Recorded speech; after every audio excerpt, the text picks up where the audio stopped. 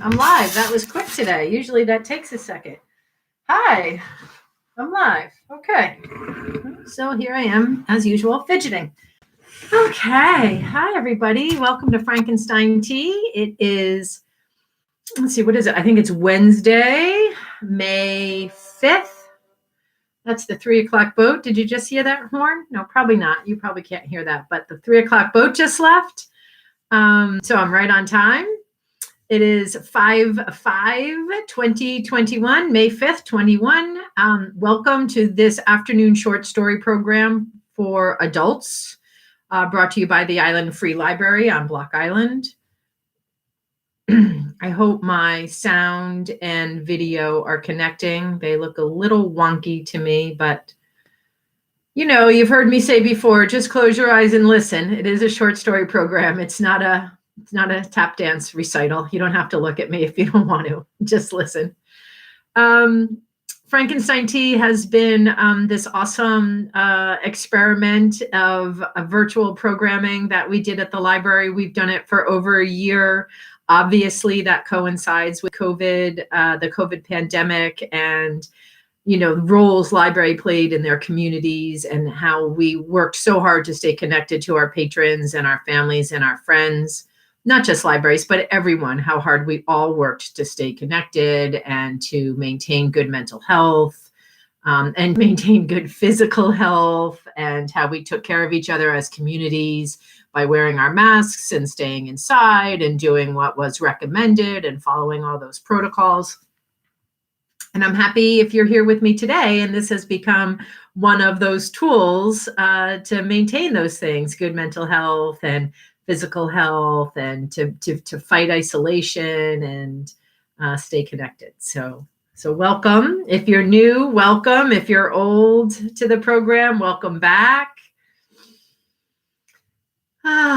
Let's see. I'm going to read something today by James Thurber, who I explored a little bit last week. We have a few collections of James Thurber stories upstairs, quite prolific author of the short story. And I didn't find anything last week that floated my boat up there, but I did find something today that I like. And so I'm going to read it, and I'm confused by it because I feel like this was a movie, and I'm not sure how this short story of 4 or 5 pages became a movie. So I'm going to have to do a little research on that. But this James Thurber story is The Secret Life of Walter Mitty. And again, I'm pretty sure that was like a Tom Hanks movie or something. I don't know if it was Tom Hanks. I think it was, but. So we'll see. We'll do a little research on that, or somebody else can if you want. You can report back to me. Let's see. Can I put this here? Yeah. I don't want it to be on my keyboard. I don't want it to push pause or anything. But it's such a big, clunky book that I don't want to hold it either. All right. Let's see. How's that? Are we looking good? You hear me? You can see me? I can read? All right. Let's go. James Thurber, The Secret Life of Walter Mitty. We're going through. The commander's voice was like thin ice breaking. He wore his full dress uniform with the heavily braided white cap pulled down rakishly over one cold gray eye. We can't make it, sir. It's spoiling for a hurricane, if you ask me. I'm not asking you, Lieutenant Berg, said the commander. Throw on the power lights. Rev her up to 8,500. We're going through. The pounding of the cylinders increased to pocketa, pocketa, pocketa. The commander stared at the ice forming on the pilot window. He walked over and twisted a row of complicated dials. Switch on number 8 auxiliary, he shouted. Switch on number 8 auxiliary, repeated Lieutenant Berg. Full strength in number 3 turret, shouted the commander. Full strength in number 3 turret. The crew, bending to their various tasks in the huge, hurtling, 8-engined Navy hydroplane, looked at each other and grinned. The old man'll get us through, they said to one another. The old man ain't afraid of hell. Not so fast. You're driving too fast, said Mrs. Mitty. Why? What are you driving so fast for? Said Walter Mitty. He looked at his wife in the seat beside him with shocked astonishment. She seemed grossly unfamiliar, like a strange woman who had yelled at him in a crowd. You were up to 55, she said. You know I don't like to go more than 40. You were up to 55. Walter Mitty drove on toward Waterbury in silence and roaring of the SN 202 through the worst storm in 20 years of Navy flying, fading in the remote, intimate airways of his mind. You're tensed up again, said Mrs. Mitty. It's one of your days. I wish you'd let Dr. Renshaw look you over. Walter Mitty stopped the car in front of the building where his wife went to have her hair done. Remember to get those overshoes while I'm having my hair done, she said. I don't need overshoes, said Mitty. She put her mirror back into her bag. We've been all through that, she said, getting out of the car. You're not a young man any longer. He raced the engine a little. Why don't you wear your gloves? Have you lost your gloves? Walter Mitty reached in a pocket and brought out the gloves. He put them on, but after she had turned and gone into the building and he had driven on to a red light, he took them off again. Pick it up, brother, snapped a cop as the light changed, and Mitty hastily pulled on his gloves and lurched ahead. He drove around the streets aimlessly for a time, and then he drove past the hospital on his way to the parking lot. It's the millionaire banker, Wellington Macmillan, said the pretty nurse. Yes, said Walter Mitty, removing his gloves slowly. Who has the case? Dr. Renshaw and Dr. Benbow. But there are two specialists here, Dr. Remington from New York and Mr. Pritchard Mitford from London. He flew over. A door opened down a long, cool corridor, and Dr. Renshaw came out. He looked distraught and haggard. Hello, Mitty, he said. We're having the devil's own time with Macmillan, the millionaire banker and close personal friend of Roosevelt. Obstetriosis of the ductal tract, tertiary. Wish you'd take a look at him. Glad to, said Mitty. In the operating room, there were whispered introductions. Dr. Remington, Dr. Mitty. Mr. Pritchard Mitford, Dr. Mitty. I've read your book on streptococcus, said Mitford Pretty, shaking hands. A brilliant performance, sir. Thank you, said Walter Mitty. Didn't know you were in the States, Mitty, grumbled Remington. Coles to Newcastle. Bring Mitford and me up here for a tertiary. You are very kind, said Mitty. A huge, complicated machine connected to the operating table with many tubes and wires began at this moment to go pocket-a, pocket-a, pocket-a.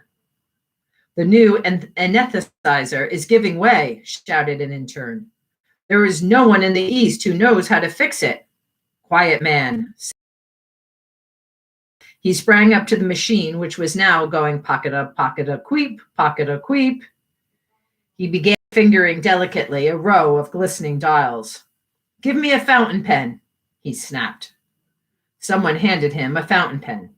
He pulled a faulty piston out of the machine and inserted the pen in its place. That will hold for 10 minutes, he said. Get on with the operation. A nurse hurried over and whispered to Renshaw, and Mitty saw the man turn pale. Coreopsis has set in, said Renshaw nervously. If you would take over, Mitty. Mitty looked at him and at the craven figure of Benbow, who drank, and at the grave, uncertain faces of the two great specialists. If you wish, he said. They slipped a white gown on him. He adjusted a mask and drew on thin gloves. Nurses handed him shining. Back it up, Mac. Look out for that Buick. Walter Mitty jammed on the brakes. Wrong lane, Mac, said the parking lot attendant, looking at Mitty closely. Gee, yeah, muttered Mitty. He began cautiously to back out of the lane marked exit only. "Leave her sit there," said the attendant. "I'll put her away." Mitty got out of the car. "Hey, better leave the key." "Oh," said Mitty, handing the man the ignition key. The attendant vaulted into the car, backed it up with insolent skill, and put it where it belonged.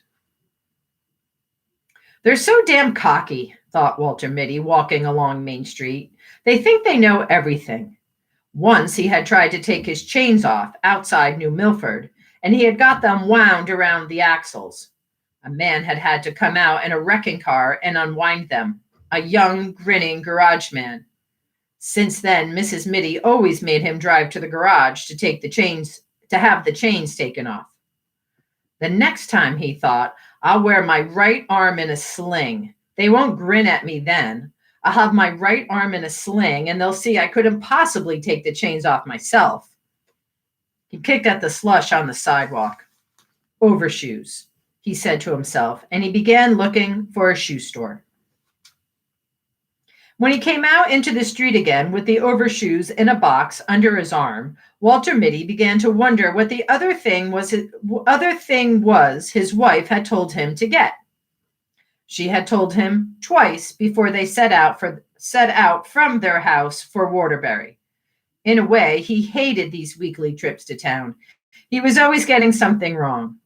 Kleenex, he thought. Squibs. Razor blades. No. Toothpaste. Toothbrush. Bicarbonate. Carborundum. Initiative. And referendum. He gave it up. But she would remember it. "Where's the what's-its-name?" she would ask. "Don't tell me you forgot the what's-its-name." A newsboy went by shouting something about the Waterbury trial. "Perhaps this will refresh your memory." The district attorney suddenly thrust a heavy automatic at the quiet figure on the witness stand. "Have you ever seen this before?" Walter Mitty took the gun and examined it expertly. "This is my Webley Vickers 5080, he said calmly. An excited buzz ran around the courtroom. The judge rapped for order. "You are a crack shot with any sort of firearms, I believe," said the district attorney insinuatingly. "Objection," shouted Mitty's attorney. "We have shown that the defendant could not have fired the shot. We have shown that he wore his right arm in a sling on the night of the 14th of July. Walter Mitty raised his hand briefly, and the bickering attorneys were stilled. "With any known make of gun," he said evenly, "I could have killed Gregory Fitzhurst at 300 feet with my left hand." Pandemonium broke loose in the courtroom. A woman's scream rose above the bedlam, and suddenly a lovely, dark-haired girl was in Walter Mitty's arms. The district attorney struck at her savagely. Without rising from his chair, Mitty let the man have it on the point of the chin. "You miserable cur." "Puppy Biscuit," said Walter Mitty. He stopped walking, and the buildings of Waterbury rose up out of the misty courtroom and surrounded him again. A woman who was passing laughed.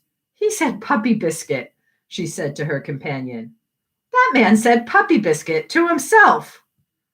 Walter Mitty hurried on. He went into an A&P, not the first one he came to, but a smaller one farther up the street. "I want some biscuit for small young dogs," he said to the clerk. "Any special brand, sir?" The greatest pistol shot in the world thought a moment. "It says, 'Puppies bark for it' on the box," said Walter Mitty. His wife would be through at the hairdresser's in 15 minutes. Mitty saw in looking at his watch. Unless they had trouble drying it. Sometimes they had trouble drying it. She didn't like to get to the hotel first. She would want him to be there waiting for her as usual. He found a big leather chair in the lobby facing a window and put the overshoes and the puppy biscuit on the floor beside it. He picked up an old copy of Liberty and sank down into the chair. "Can Germany conquer the world through the air?" Walter Mitty looked at the pictures of bombing planes and of ruined streets. "The cannonading has got the wind up in young Raleigh, sir," said the sergeant. Captain Mitty looked up at him through tousled hair. "Get him to bed," he said wearily. "With the others. I'll fly alone." "But you can't, sir," said the sergeant anxiously. "It takes 2 men to handle that bomber, and the Archies are pounding hell out of the air. Von Richtmann's circus is between here and Solier." "Somebody's got to get that ammunition dump," said Mitty. "I'm going over. Spot of brandy?" He poured a drink for the sergeant and one for himself. War thundered and whined against the dugout and battered at the door. There was a rending of wood, and splinters flew through the room. "A bit of a near thing," said Captain Mitty carelessly. "The box barrage is closing in," said the sergeant. "We only live once, Sergeant," said Mitty with his faint, fleeting smile. "Or do we?" He poured another brandy and tossed it off. "I never see a man could hold his brandy like you, sir," said the sergeant. "Begging your pardon, sir?" Captain Mitty stood up and strapped on his huge Webley Vickers automatic. "It's 40 kilometers through hell, sir," said the sergeant. Mitty finished one last brandy. "After all," he said softly, "what isn't?" The pounding of the cannon increased. There was the rat-tat-tatting of machine guns, and from somewhere came the menacing pocket-pocketa machine guns, and from somewhere came the menacing pocketa-pocketa-pocketa of the new flamethrowers. Walter Mitty walked to the door of the dugout, humming, "Au Preux de ma blonde." He turned and waved to the sergeant. "Cheerio," he said. Something struck his shoulder. "I've been looking all over this hotel for you," said Mrs. Mitty. "Why do you have to hide in this old chair? How did you expect me to find you?" "Things close in," said Walter Mitty vaguely. "What?" Mrs. Mitty said. "Did you get the what's-its-name? The puppy biscuit? What's in that box?" "Overshoes," said Mitty. "Couldn't you have put them on in the store?"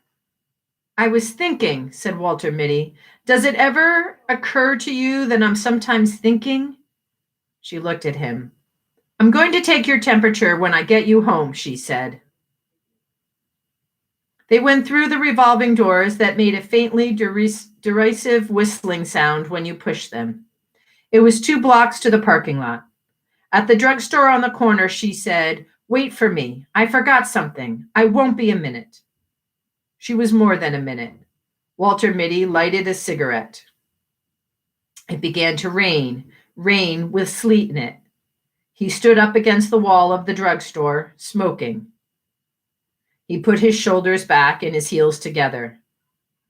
"To hell with the handkerchief," said Walter Mitty scornfully. He took one last drag on his cigarette and snapped it away.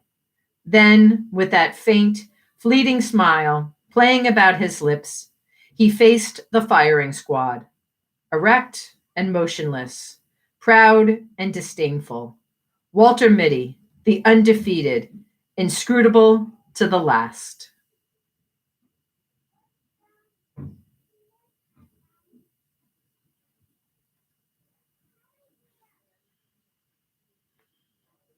James Thurber, The Secret Life of Walter Mitty.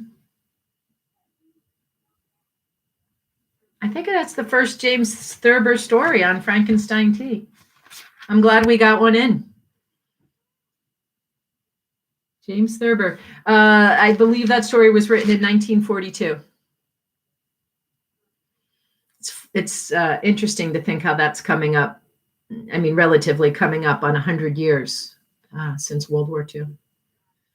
Interesting. All right. Hi to my dad. My dad is here. He got here late. He was at the library. Dad, I read a great book that I'm bringing to you. Oh my God, it was so good. So good. I loved this Ivan Doig book. I have it for you, Dad. It's The Whistling Season. It's good. Mom turned me on to Ivan Doig.